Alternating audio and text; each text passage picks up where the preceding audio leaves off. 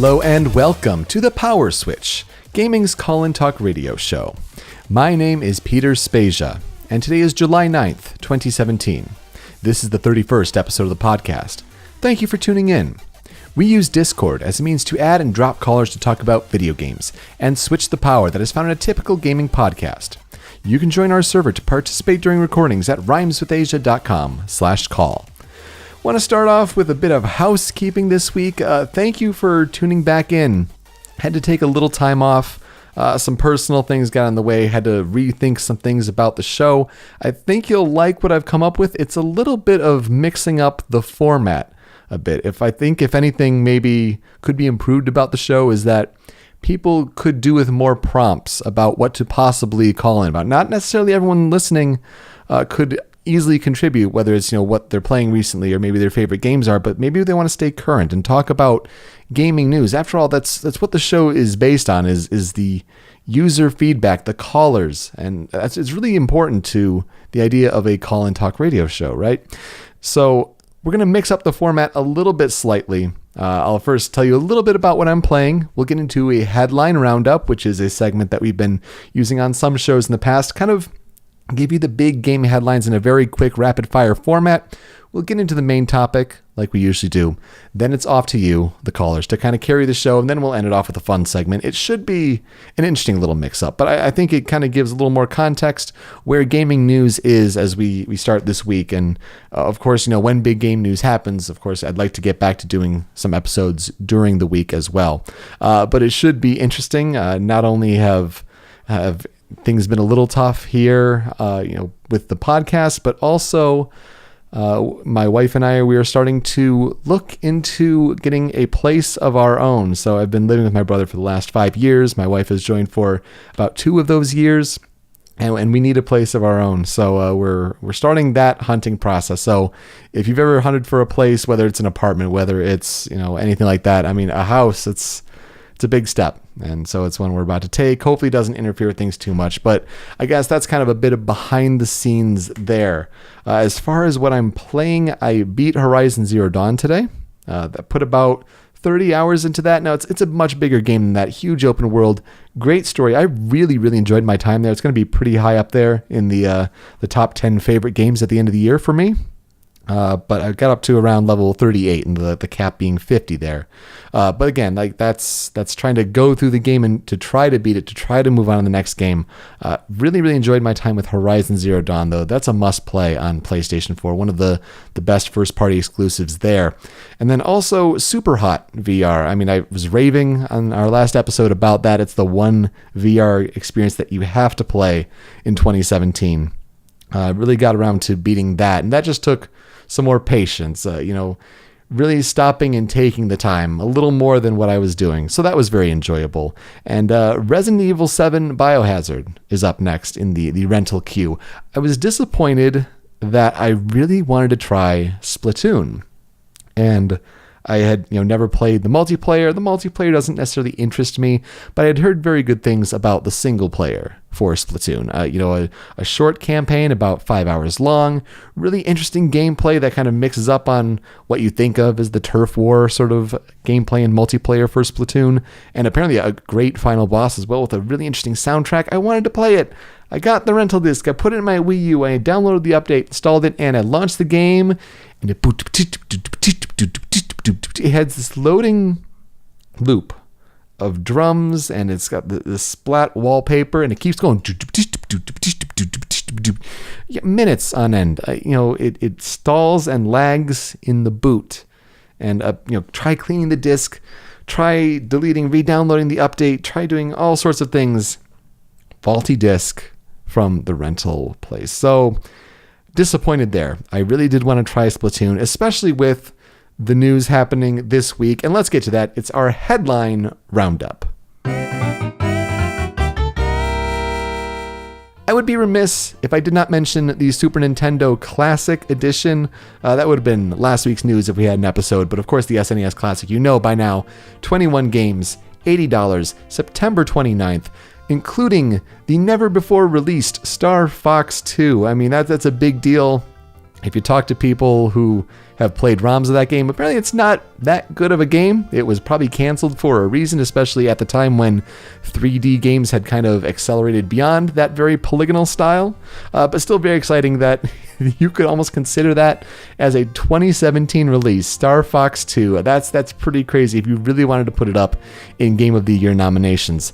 Obviously, I think the two big missing games out of the library, which is stellar, by the way, at the Super Nintendo Classic. That's a terrific lineup of games, but I think you'd be remiss in forgetting Donkey Kong Country 2, Diddy's Kong Quest, and also Chrono Trigger. Obviously, those are the two names thrown around where people are wondering where are those games, but you're still getting a lot there with Earthbound and Link to the Past and Mario World and so many great titles. I think they knocked it out of the park, especially on the US version there. But of course, it does bring to light that you gotta bring on Nintendo Switch Virtual Console.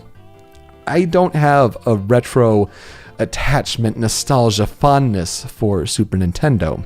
So I'm not necessarily going to put down the $80 just so I can have a mini version. Yes, the Super Nintendo controllers are nice, and I'm glad that they're 3 feet in cord length and not, the 1 feet, 2 feet, whatever it is. So this doesn't necessarily really interest me. It's a great collector's item, of course, but when I can use, there's the Raspberry Pi argument, or put emulators on your PC, there is that, but I would much rather give Nintendo the money to play these games wherever, on a console, on a handheld, with Nintendo Switch. Get the Virtual Console plans together, Nintendo. That's where I will give you my money. Of course, SGDQ, Summer Games Done Quick 2017 has wrapped up as of this recording. They passed $1.76 million. That's incredible. That's an SGDQ record. They usually have the higher donations at the Awesome Games Done Quick in the winter, the AGDQ. Those get 2.2 million, I think this year was around the total there. But excellent runs this year. That's always an amazing week-long event.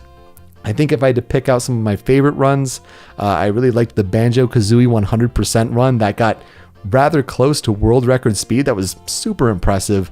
To see Doom 2016 being broken in the way it was with an all secrets run for such a new game, really, and just coming out last year and really delving into that. I think it was also great to see Breath of the Wild have its turn in the GDQ sort of spotlight, for only being out for 4 months. But of course, the metagame for the speedruns has really been refined so much from launch, and that's really amazing to see on that big stage. And the Super Mario series Warpless Relay Race, that was very impressive. Some great platforming, 2D skills that I am envious of for sure. But I think one of the more impressive runs overall, just matter of fact, Final Fantasy VII, to sit down and have so much knowledge about that game for almost 8 hours. That's crazy. The GDQ's had some 4-hour runs, some 6-hour runs in the past, but 8 hours, I want to say, that might be a record for that, and it's super impressive. Splatoon 2 Direct mentioned earlier, new sort of information. Kind of sad to say that it was longer than the E3 2017 showcase from Nintendo. That kind of stings a little bit, but a lot of new news on Splatoon 2. You have new gear, new modes, new weapons, new maps. All sorts of information there, but big news coming from the Splatfest World Premiere demo on July 15th from 3 to 7 p.m. Pacific time. Of course, they're bringing back the Splatfest where the community is divided against a question, and I guess they're asking, cake or ice cream, which do you like more? I think the real question is cake or pie. That's really how you should split it up there, but I digress. Good to have another demo for Splatoon 2. Really excited to try that out again, and if get the chance to get in that Splatfest, just give it a try. It's free. Give it a shot on Switch there. Also lighting up the internet regarding Splatoon 2 is the new DJs, the kind of hosts in a way for the game. You had Callie and Marie last game. Now they play a role in 2's campaign, but now you have Pearl and Marina, and the internet has certainly taken to the liking of Marina. I think not much is there for Pearl. You don't necessarily introduce a small, bratty character and then have people expect to necessarily take a liking to her. You could say that she's cute, fine, whatever, but it's the attitude difference between the bratty character and then more of the aloof and kind of, anxious, uncomfortable. There's something a little more endearing about that. But go Nintendo for knocking it out of the park, creating another character that the internet loves. I mean, you had Twintel, and now you have Marina, kind of nailing it there. And of course, finally for Splatoon 2, the online applications, it's big to mention, both for Splatoon 2 and for Nintendo Switch Online as a whole, launching on July 21st. We'll see how those actually function, especially when the online sort of system is in its free infancy before charging next year in 2018. Castlevania now has its animated series on Netflix. 4 half-hour episodes, getting good reviews, and it's done so well that a second season has been ordered, doubling the episode count. So, good things to hear from a Castlevania animated adaptation. I guess there's rumors about an Assassin's Creed animated series possibly in the works. If they want to do that as opposed to movies, sure, go for it. I'm all for that. Big news in the Overwatch community, Doomfist has been revealed. He's not played by Terry Crews, but he's more of a frontline attacker, has this kind of meteor drop punch effect. Big for those that play the game. Doomfist has kind of been rumored in the canon for quite some time, and I'm not sure. I don't follow the scene close enough to know if he's the last rumored character, but they've certainly had several be revealed, whether it's with Sombra, whether it's different characters over that run. But good to see Doomfist finally there. Our chat chiming in with Matt saying he's the last one we have a name for, other characters being hinted at, and that's good. As popular as that game is, keep going, keep hinting at other characters. That'd be great to continue that game's sort of lineage there. But coming soon, Doomfist, good to see. And finally, the D23 Video Games panel is next Saturday, July 15th at 1 p.m. Eastern Time. This will be big not only for games like Star Wars Battlefront 2, but primarily Kingdom Hearts 3.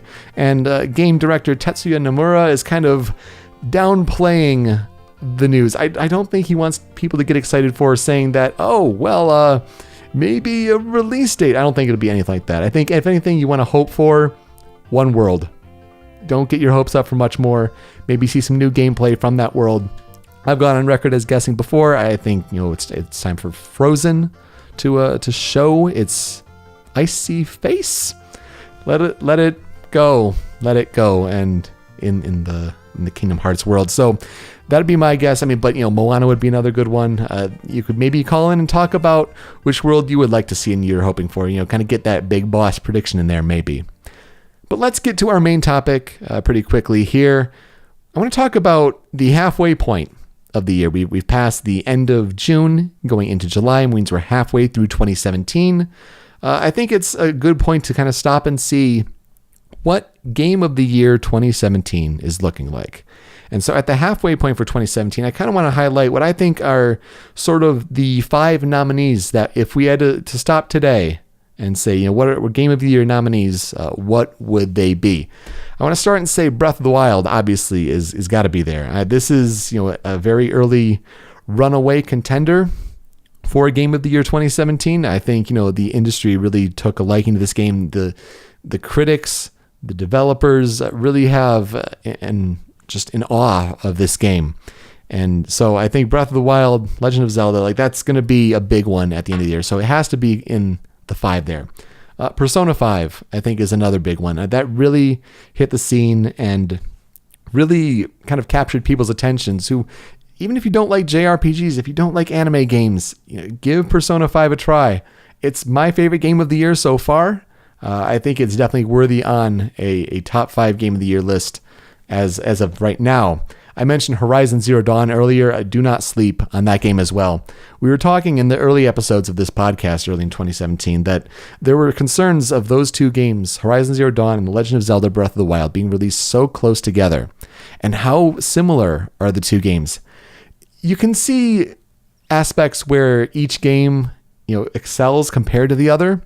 But, definitely having the few months of a gap between the 2, I've really enjoyed both experiences nearly equally. And I think if I had tried them back to back, I may have gotten a little burned out of the open world and really more directly comparing which aspects, which game does better. But do not miss Horizon Zero Dawn. I said before, PS4 is probably best exclusive first-party game. Got to give credit to Nier Automata as well. In a way, Overwatch really kind of captured the gaming community as a whole with fan art and with overall fandom for the game. And I want to say, if any game has done something like that so far this year, it might be Nier Automata.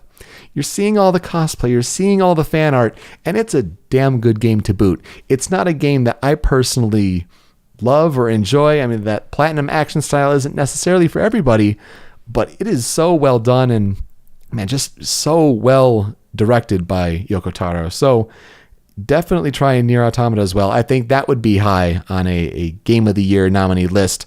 And then I want to give a shout out to the indie scene. Night in the Woods would probably be one of the games that I would say would be worthy to be on a Game of the Year for the first half of 2017 nominee list. We've talked about it on podcasts before, but you need to give that game a try, especially if you're feeling like you're stuck in the world and you want a game to kind of replicate those feelings in you and give you those emotions. But of course, we can talk about the first half of the year. But what about the second half of the year? What games could possibly challenge to get into that top 5? So here are some 5 more games that I think could have a possible run at sneaking into that top 5 and maybe altering that list by year's end. We got to talk Super Mario Odyssey. It's kind of amazing to think that Nintendo is set to deliver on 2 massively successful critical games in the first year of its new system that needed to succeed. With Legend of Zelda Breath of the Wild and Super Mario Odyssey, I mean, all the talk from E3 2017, I mean, that's winning Critics' Choice Awards and other big, game of the show honors. That's high praise for a Nintendo game. And, one that really dominated the conversation as much as Super Mario Odyssey. That's really spectacular. Middle-earth: Shadow of War is another one. Have not played Shadow of Mordor, but when you think that game won some Game of the Year honors in 2014, it kind of shows a weak 2014 list overall. But Shadow of War, it seems to be improving on everything from that game in spades. People are big on that one, so possibly check that one sneaking in. And don't skip on Assassin's Creed Origins, another one that was up for awards and pretty rave reviews from E3 to take that extra year coming back and kind of reinventing what Assassin's Creed is. I think it still has to deliver on other fronts. I mean, give us what the overarching story is, really sell it there. But if you're borrowing elements and aspects from The Witcher 3, it's a pretty good game to kind of take inspiration from. So Assassin's Creed Origins may have that pedigree to get in there in that Game of the Year top 5 by year's end. Sonic Mania is another one. Again, a lot of people having high praise for that game. Could be the best Sonic game of all time. And that's really saying something. To have that come out in mid-August, really excited for that one. That could be a darling that steals a lot of attention, especially when most people kind of poo-poo the Sonic franchise. So keeping an eye on that one for sure. And I'm going to throw a dark horse in here. Watch out for Cuphead. Cuphead's been kind of away for a couple years after, people didn't like the overall platforming regular levels. I mean, Cuphead was designed based on the bosses, and those look amazing. That fantastic animation and art style. But they've had a couple years to kind of go away and work on the platforming for a little while. It would not surprise me if, when Cuphead comes out, slated at the moment for September 29th, if that, steals critics' hearts, would not be surprised by year's end to see that sneak in there. So that's what I think. What do you have to say? When we come back, we will get to the callers. You can talk about anything you'd like to discuss regarding games, whether it's your favorite games, your games that you're playing recently, any of the games from our headline roundup, or what you think are the best games so far this year, or what could sneak in by year's end. So many options available to you. That's all when we come back here on The Power Switch.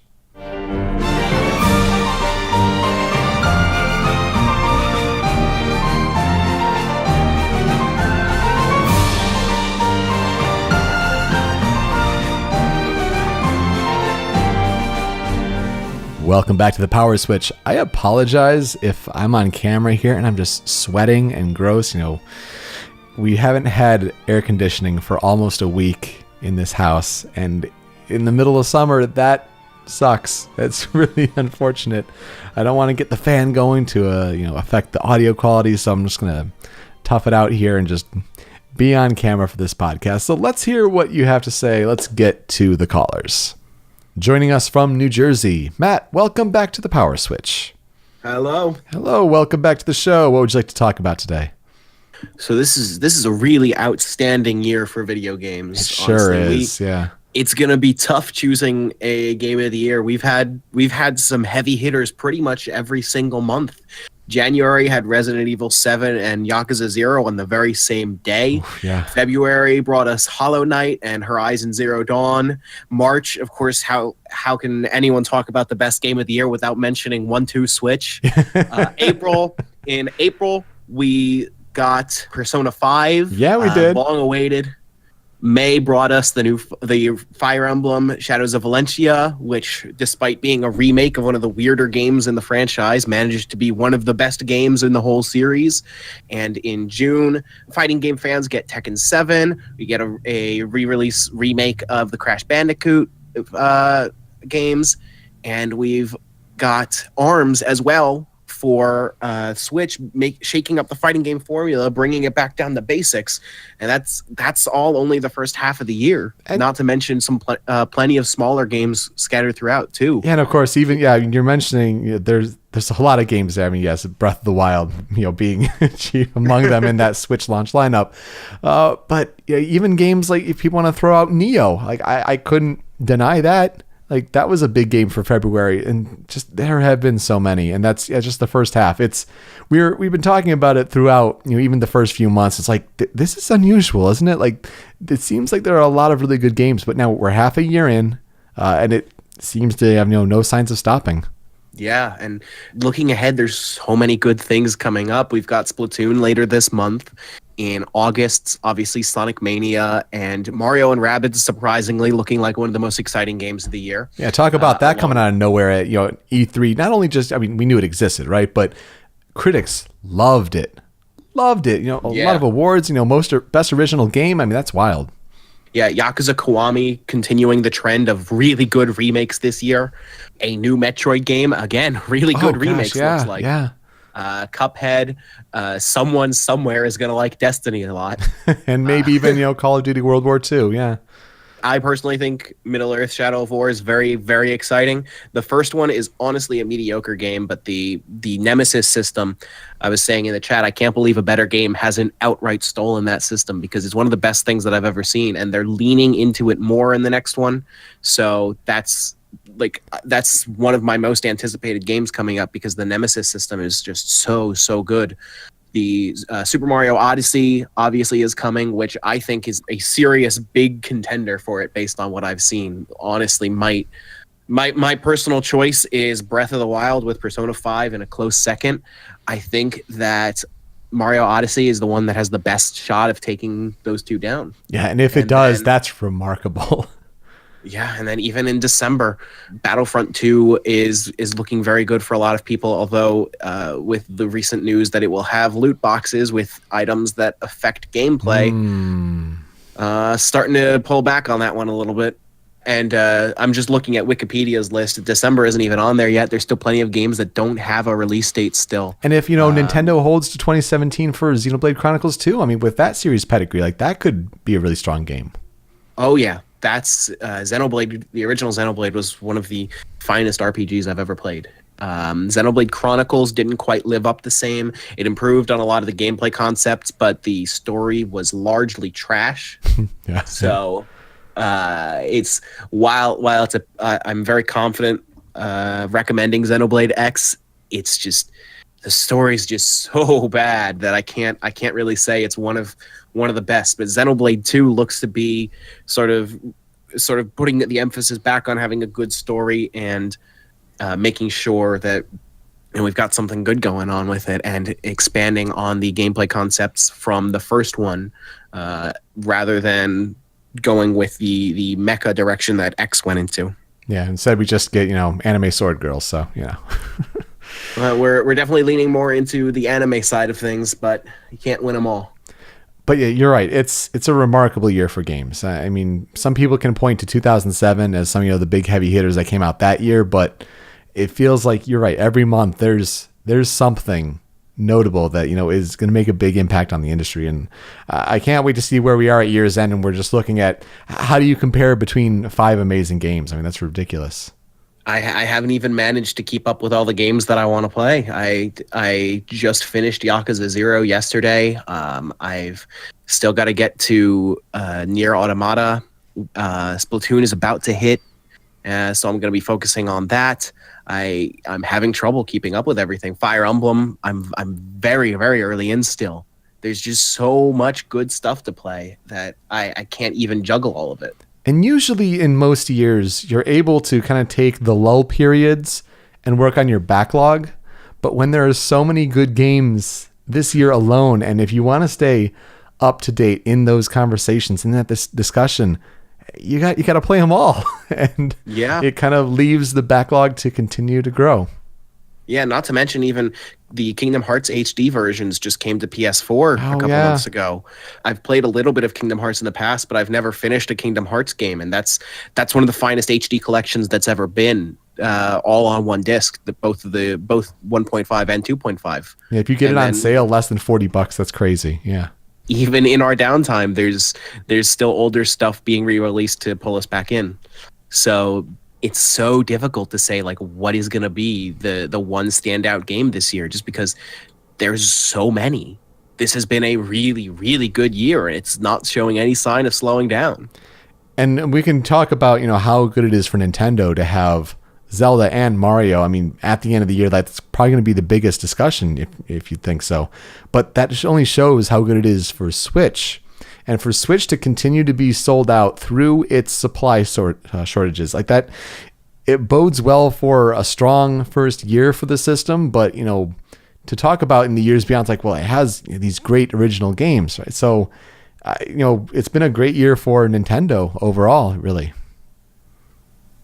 And this is where a Discord outage happened. It's pretty tough to do a show on Discord when you don't have Discord. So clients failing to send messages, servers crashing, people in calls but not being able to be heard because voice isn't being sent for some people.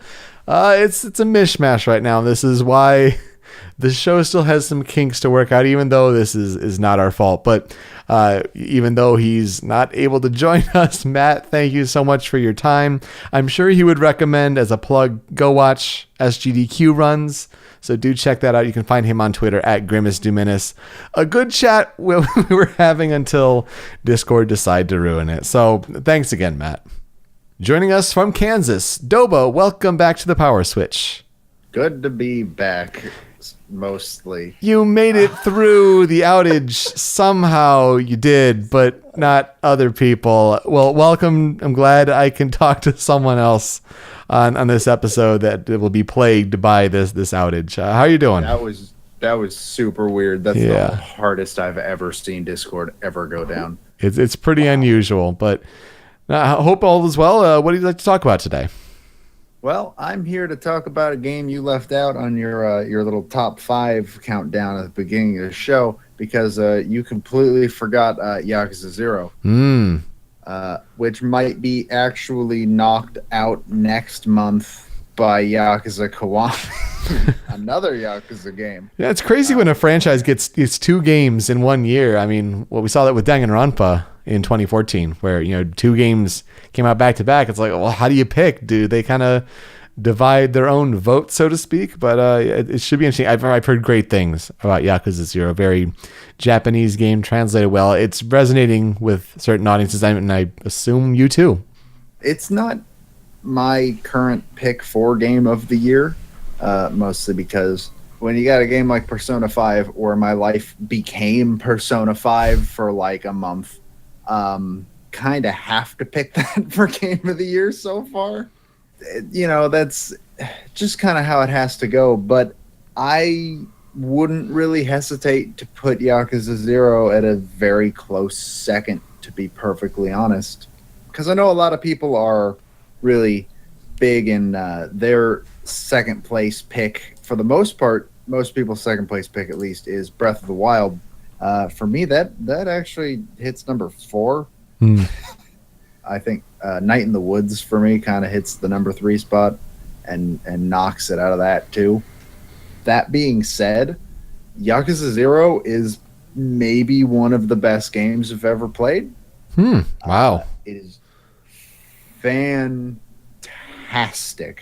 And I'm so glad I finally got to play a game in that series. Yakuza 5 obviously came out as a digital-only PS3 game a couple years ago. And I also recently beat Yakuza 5, but I don't think it was as good. And I don't know how to explain how, but there's also the whole thing of Yakuza 0 is a Yakuza game that you can go into with no prior knowledge of the series. And that definitely helps because it's had a lot of sequels. But, man, that is high praise. One of the best games you think you've ever played. The way I've heard it described is that if you think Persona 5 was still somehow missing a lot of Japanese style. I mean, granted, there's a lot in Persona 5, but if you think it needed to be more Japanese, exactly, Yakuza is the game you're looking for. Yes, that is what I've heard. But what is kind of the gameplay style like? So the gameplay style is super weird and actually kind of famously hard to explain. So a smarter person than me could probably explain it a lot better. But I'll give it a small shot. So you play in Yakuza 0, you play as Kiryu Kazuma, the strongest man on Earth. Literally, that's the only way I know how to describe him. He is so strong that throughout the Yakuza series, so you know how there's always the joke with Uncharted of Nathan Drake's killed 1 million people, and like that's just sort of a gameplay thing. Right. It's kind of implied that didn't actually happen. It's just there's not a whole bunch of a game there if Nathan Drake doesn't do that. I mean, there is, but you get what I mean. Yes. In Yakuza, it's canon that Kiryu has beaten up hundreds upon thousands of people. It is a canon fact. It happened in universe, and everybody knows it happened. I mean, he's Yakuza. It's Japanese mafia. So yeah, the Yakuza is the Japanese mafia, and Kiryu is a member. And in Yakuza 0, he is a junior member of the Yakuza. He's basically just a lone collector. That's about it. And then there is also a second playable character in Yakuza 0 named Goro Majima, who in the rest of the series is kind of just the rival character for Kiryu. In the rest of the series, he's this crazy dude, carries a knife, cackles. He's so Joker-like that in the original Yakuza 1, when they attempted an English dub, Mark Hamill voiced him. A lot of Joker this year. Pretty much. So you play as Majima before he became that super crazy knife-wielding psychopath man. It's more his game than it is Kiryu's, in my opinion. I think the story is more about Majima than it is about Kiryu overall. That being said, so the game plays as a free roam. You get a map, and in this game, it's 2 maps being Kamurocho, which is modeled after Kabukicho in Tokyo, and you've also got Sotenbori, which I forget what the real location is called, but it is also modeled after a real location in Japan. And both of these locations are as accurate as they could possibly get them. You can go find these places in actual Japan. I remember watching one of my favorite YouTube channels is Super Best Friends Play, and there's a video where one of them named Pat goes to Japan, and he went to the place that Sotenbori is based on and stood at the edge of a bridge and got really disappointed because there was a safety rail. And his reasoning for being disappointed was, Kiryu threw people off this bridge. I know exactly what bridge this is. Oh my god, that's so surreal. Video game. Oh my gosh, that's super weird.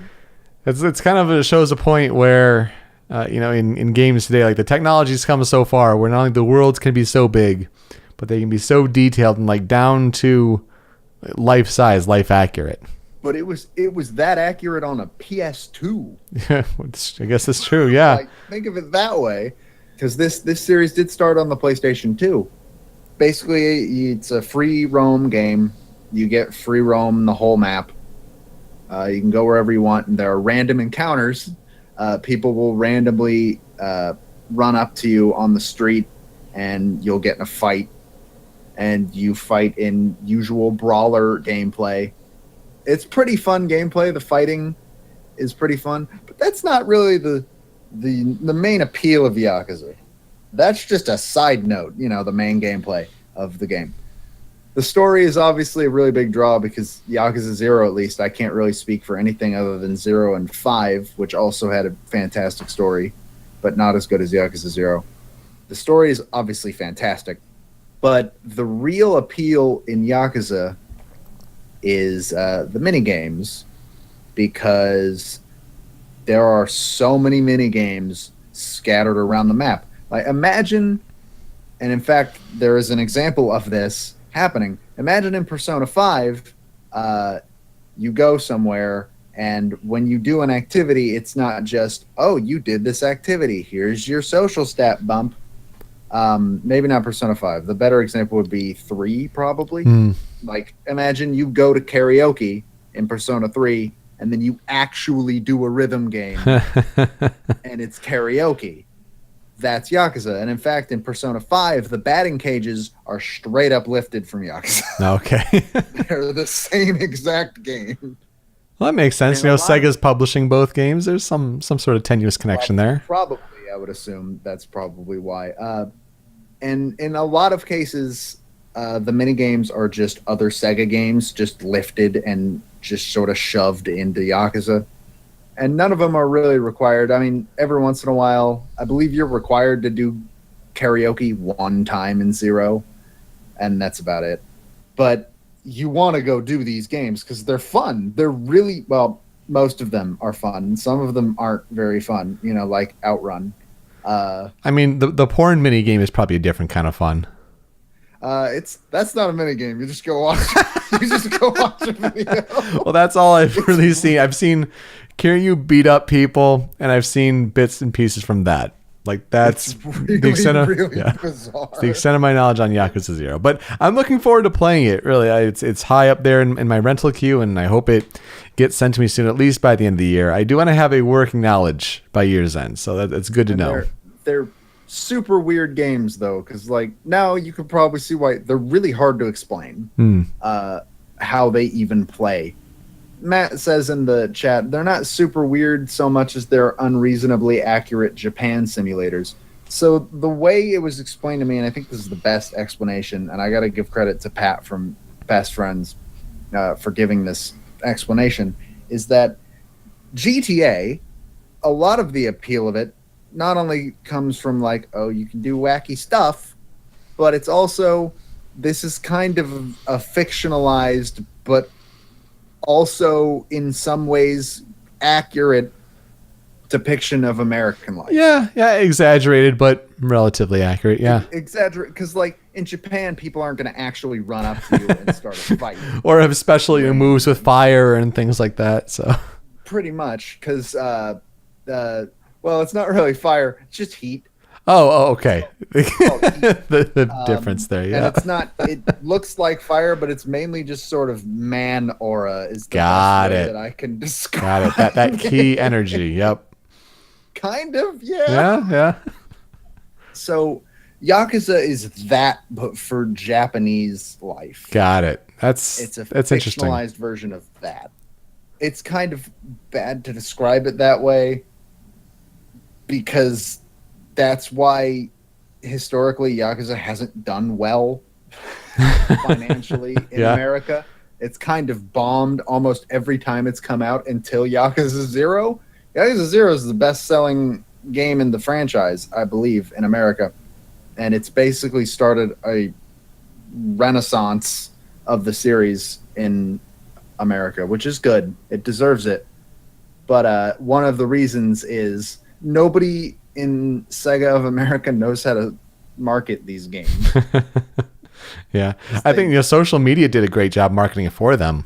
Word of mouth has done fantastic for this game. I personally have gotten three separate people on our friend Discord server to play this game. So that's basically all I really want to say. And the reason it's so bad at marketing is because they tried to market it as it's like Japanese GTA, but it's not anything like that. I don't know, but I've rambled on for far too long. My basic point is don't sleep on Yakuza 0 and Yakuza Kiwami. I think those also are going to be super big contenders for Game of the Year this year. I look forward to getting to it. I may just even bump it up a couple more spots on the queue based on that recommendation. Fantastic game, and I definitely recommend you do so. All right. Well, Doba, thank you for calling in. People can find you on Twitter at the Dobaga. Anything you would like to plug? You can find me on Twitch at Detective Dobaga, and also, actually, that might be it. Okay. I don't really have anything else. I know there are rumblings and plans for a hobby LP channel in the works, but nothing concrete quite yet. Well, stay tuned. Well, thank you for fighting through the Discord outage, and appreciate the time. Thanks for calling in. No problem. See you later. Joining us from Alberta in Canada, Annika, welcome back to the Power Switch. Yay, I'm back again. You are back again. What would you like to talk about today? Well, I don't think I've even played 5 games this year, never mind 5 games that came out this year, so I don't have like a top 5 contender for Game of the Year. But I do want to talk about Monument Valley, which is a mobile game I've been playing recently. Mm-hmm. And the sequel, Monument Valley 2, came out this year, so that's kind of a contender for Game of the Year. And you don't often hear people nominate mobile games as like top games, but it's a really fantastic game series, so I just wanted to talk about it a little bit. Yeah, Monument Valley won Mobile Game Awards. It was a couple years ago that it came out, and it was to the point where there was a deal where it happened to be free.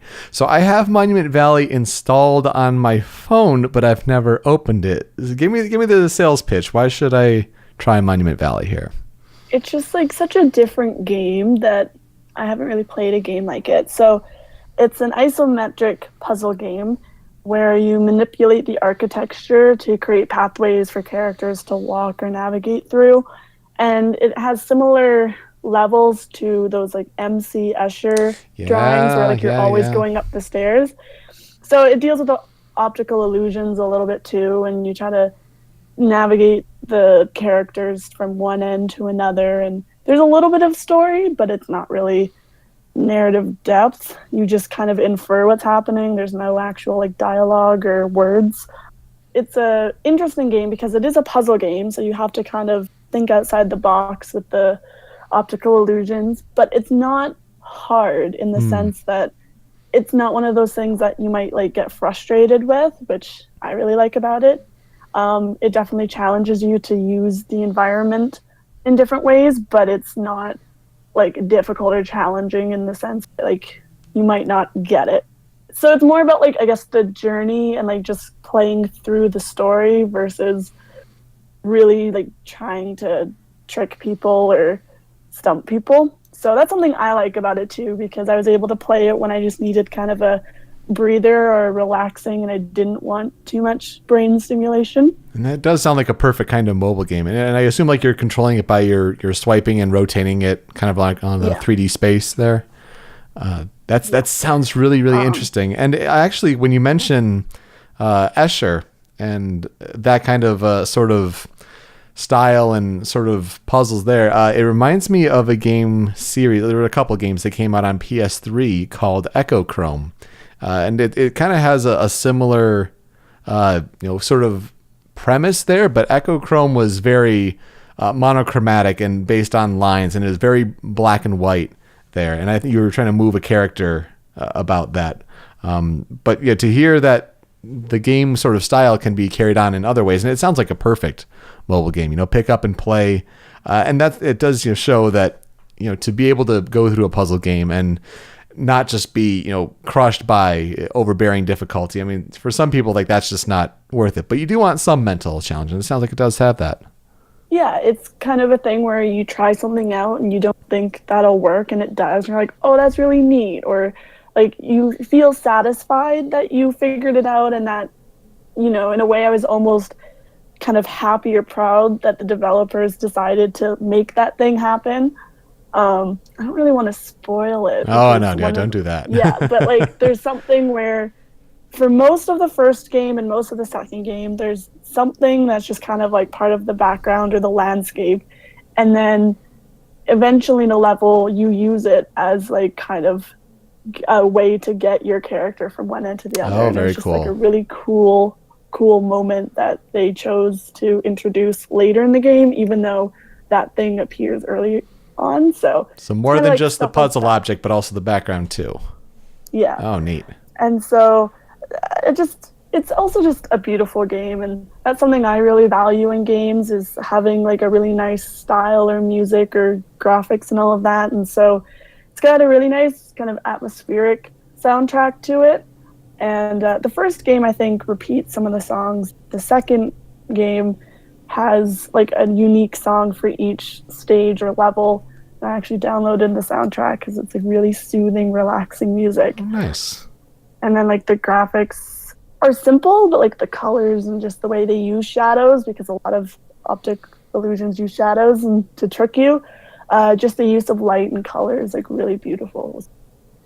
Well, you've been on the show before to sing the praises of Night in the Woods, and I think you've done a nice job selling Monument Valley, and particularly its sequel for talking games this year. But I know I do have to go, dig through that games folder and finally boot up Monument Valley. I'll have to do that. But thank you for the insight. That's really great. Yeah, of course. It's been hard for me to get into games lately. I'm not sure why. So when there's a game that kind of captivates me like this or Night in the Woods, I just kind of want to talk about it and share it and want everyone to play it. Absolutely. And that's what we like to hear on this show, take different perspectives and share them with the world. So Annika, thank you so much for calling in. Anything you'd like to plug in particular?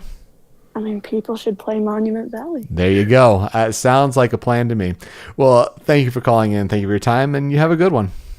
Yeah, thanks. I hope to be back soon. Thanks. Joining us from Illinois, Video Game Guru 64. Welcome back to the Power Switch.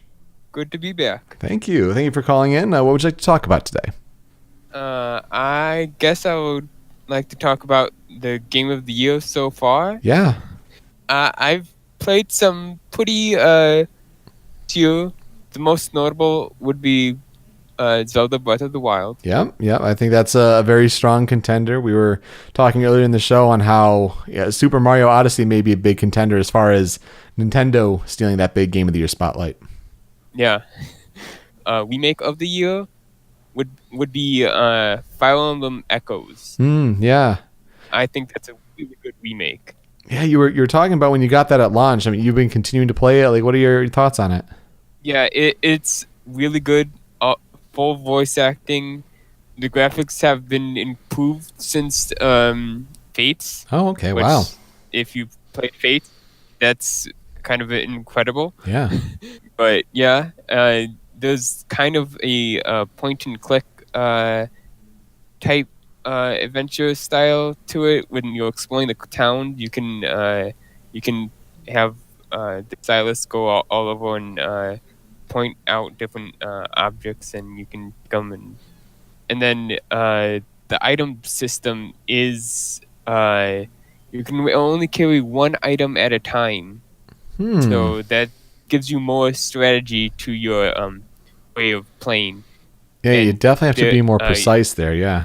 Yeah, and the weapons count as items. So whenever you get a weapon, you can't use like a healing orb or something like that. Okay. Yeah, it seems like, based on the older game, it's mixed it up enough so that people are not just, getting the same old, Awakening, Fates, all that. It's just mixed it up a little bit, but as long as the core gameplay is there, that's the most important thing. The core gameplay is still there. Yeah. I haven't finished these games, but I played ARMS. I really like that. I played Mario Kart 8 Deluxe. It's Mario Kart 8 Deluxe. Yeah, that'd be a super What else strong can you one, say? and I don't know how people will, sort of play it because it's so similar to, Mario Kart 8 on Wii U Yeah. with the DLC. But I mean, yeah, if you're talking Metacritic score alone, like that's right up there. Yeah. And then I haven't been playing this much as I should have been playing it, but Disgaea 5 Complete Edition. Okay, yeah. I'm still working my way through that. It's a long game. Yeah, those are beefy games, and that's a part of the challenge with Switch. I mean, it's definitely coming out with some new IPs, some new installments, but to build up that library, there are a lot of ports. I mean, so you're talking Mario Kart 8 Deluxe, you're talking Disgaea 5. I mean, these games have been out before, but new versions on Switch. It helps bolster the library. But yeah, I mean, Fire Emblem, that's a good candidate. It is a remarkable year for games. So if you had to pick one, like which would be your game of the year so far? Zelda Breath of the Wild. Yeah. It's a good choice. It's just so amazing, and the new DLC just hit, and then there's gonna be Pack 2 later in the fall. Yeah, so that's gonna be really exciting. I mean, I downloaded the patch. I have the season pass, but I haven't been itching to go back to it because there hasn't been that big hook in the first pack. But yeah, give me new story content later in the fall. That's awesome. I heard that it's gonna be an epilogue story. Oh, interesting. So Okay, once you beat the game, you can play onwards. I think that'd be pretty neat. Have some sort of portal or have something previously not accessible in the world. That entirely possible. I'd be looking forward to more details on that for sure. Well, Video Game Guru 64, thank you so much for calling in. People can find you on Twitter at that handle. Anything you'd like to plug? Last week was the week. Yeah, that just SGDQ. wrapped Yep. up this morning, actually. Yep. This week is the Speed Gamers marathon of Final Fantasy. Okay. So going games. Oh wow, that's bold. Yeah. Yeah. All right. Well, So- I have to check that out for sure. It's a good time for speedruns. We'll have Evo soon before we know it, and it's a Yeah. good time for game entertainment on Twitch. So definitely check all of that out. Well, thanks so much for calling in. You have a great night. All right, thanks everyone. Really appreciate the different insights from the callers. When we come back, we'll get to a thought that I have on a milestone that I just passed and the different lessons I've learned along the way that I can possibly pass on to you. That's all when we come back here on the Power Switch.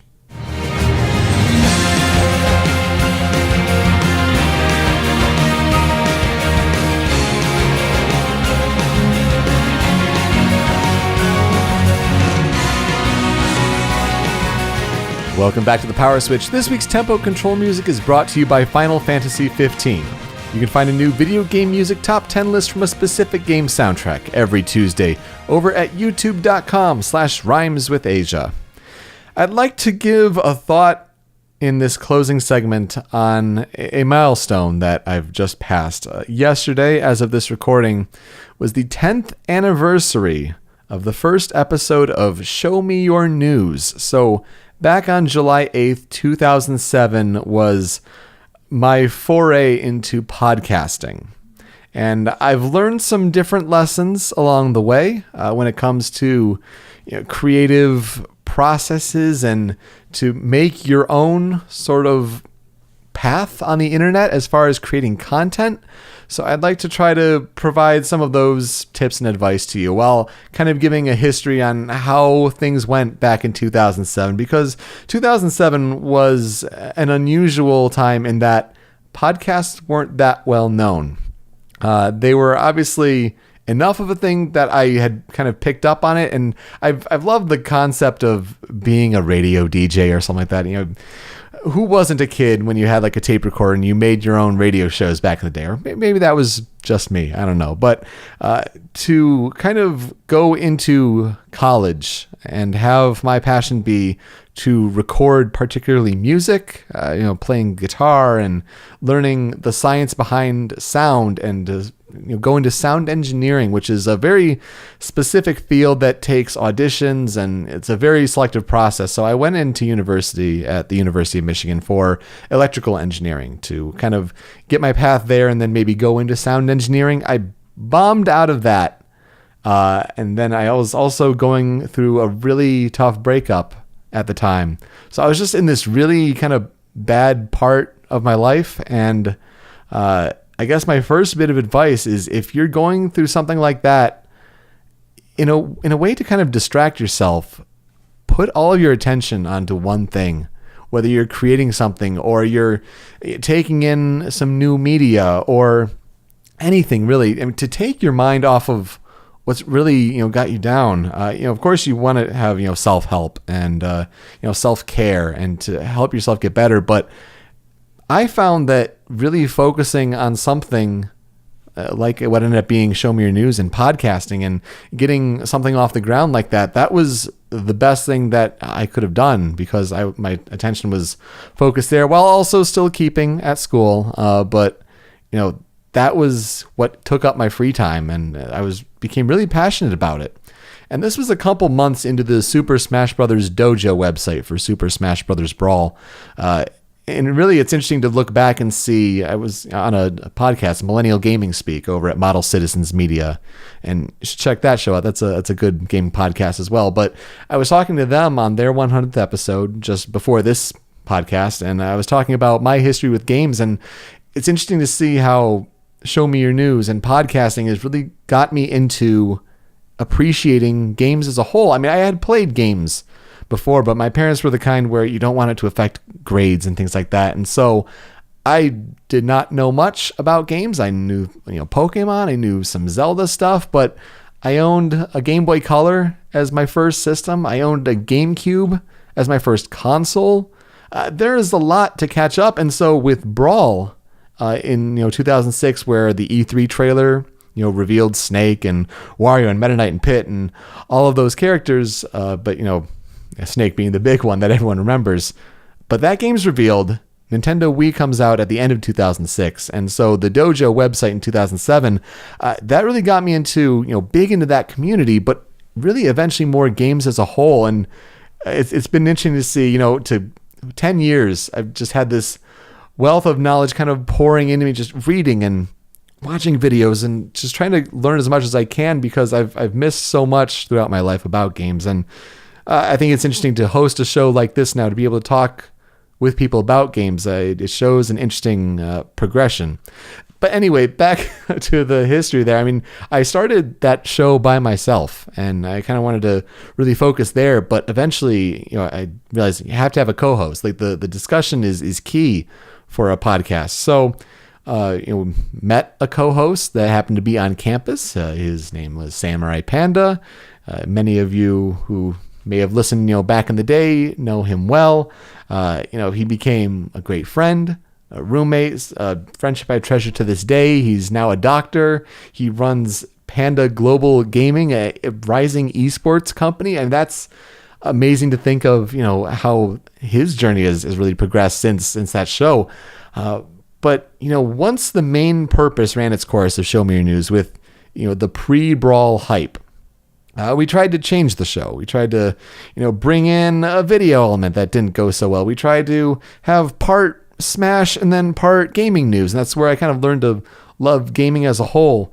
But at a certain point, our lack of independence and control of the show and where it was uploaded and the servers there and the technical behind the scenes aspect, our lack of independence there lost our big audience. And that was kind of crushing. And it's odd to look back and think about that now. So my second bit of advice to you would be, control as much of the process as possible, because I would not want anyone to go through what we went through. I mean, to build a very, focused and rather large for that niche fan base. And then for so many of them to think that we just stopped uploading one day when, that couldn't be further from the truth. I mean, that's crushing, just because we didn't have the foresight to control our own media and our own content. And so that's unusual to look back and think about. And it's something I would recommend, to control that right from the beginning and right from the get-go. We tried to do new things and add new segments and different co-host arrangements over the years. We brought in, the Buzzsaw, and we had Super and Tony TH, and brought in my wife for a time being. But I think that would be my next bit of advice. If you do bring in co-hosts, don't be afraid to change. Like, people's priorities may change. I mean, it's not on you to control that. You can do the best you can to stay focused on what you created. They can be passionate for a while. Their interest may divert elsewhere. And like, that's, if you involve other people in your project, don't worry about when they go their separate ways. That's something that's, I think, is also important. I think one of our most ambitious ventures over the years in podcasting, especially for Show Me Your News, was our Game of the Year award show production. It's something I'd like to kind of bring back in maybe a slightly different format this year. But to have the idea of a full audio production, just an extravaganza of what would be like a game award show. And this is like, VGAs were kind of a thing back in the day, but they weren't great. I mean, yeah, the game awards are fantastic now, I think, considering where it's come from. But to think, back from 2011 all the way through 14, there was several years of just huge productions. That'd be my next bit of advice.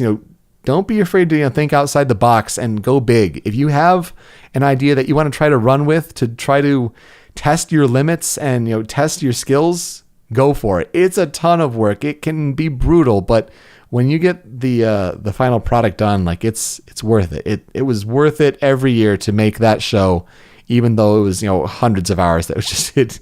If every year it's like, oh God, not again. Like, at the end of it, it's like I don't want to do it next year, but I got to. But it feels rewarding. It's a very strange sort of mix there, especially when you're editing things and you're hearing the same thing over and over and over again. But that's the editor's curse there. Over time, I wanted to talk about new things as well. I mean, I'm very passionate about games, but I wanted to talk about real world topics and sports and all sorts of things. So if you're trying a creative venture, don't be afraid to branch out into different things. I think that'd be my other bit of advice, my fifth piece of advice there. Try new things. Don't be afraid to try new shows. I've tried lots of different shows. Some of them have worked, some of them have not worked. And I think that's pretty important, that you want to kind of diversify yourself so you don't get totally burned out by doing the same thing over and over again. And so as Show Me Your News ran its course and my life was changing, I think the most important bit of advice overall, it's kind of encompassing over everything, is that if you're passionate, don't give up. It takes a strong will. It takes a belief in what you're doing. And, if you say, I'm done, that's up to you. But if you're really passionate about, furthering your skills and furthering the experiences and the people you meet, I was kind of reflecting yesterday, like there are so many things that couldn't be said about, the Show Me Your News community that was fostered there. And, how over 10 years I've met so many people and so many amazing experiences. I mean, I met my wife through podcasting and, live streaming because of it. It's remarkable to think about. And I think to have then those friends meet each other and build that network of friendships, that's very humbling.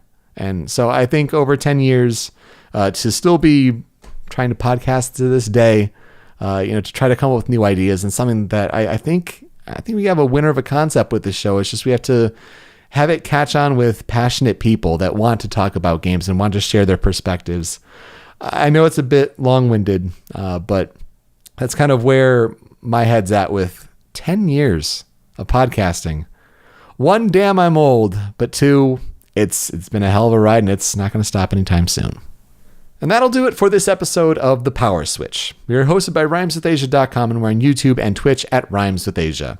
Find us on Twitter, Facebook, and Instagram at The Power Switch, and you can email us any questions, concerns, comments, or opportunities at powerswitchpod@gmail.com. You can subscribe to The Power Switch on podcast services such as iTunes, Google Play, and Stitcher. And if you'd be so kind as to leave a review, that would really help as well. But most importantly, to participate in future episodes, you should join our community on Discord by visiting RhymesWithAsia.com/call. It's a small but growing community, and in these early months of the show, it'll be easier than ever to have your voice heard on this podcast. If you want a YouTube video to watch, it's almost like Twitch in a way, but they're going to be uploaded to YouTube, I'm sure, as well. Go check out some SGDQ highlights. I really, really should. I mean, there's a whole list. I've got it linked in the show notes, but go check out that Reddit thread, and you have all the VOD playbacks on Twitch, but I'm sure some of these will be uploaded to YouTube as well. I just can't recommend some of these runs enough. go check out SGDQ for sure. I will try to stick to this time of Sunday at 6 p.m. Hopefully we don't have any Discord server crashes like this. That was something. But thank you guys for fighting through it. Really appreciate that.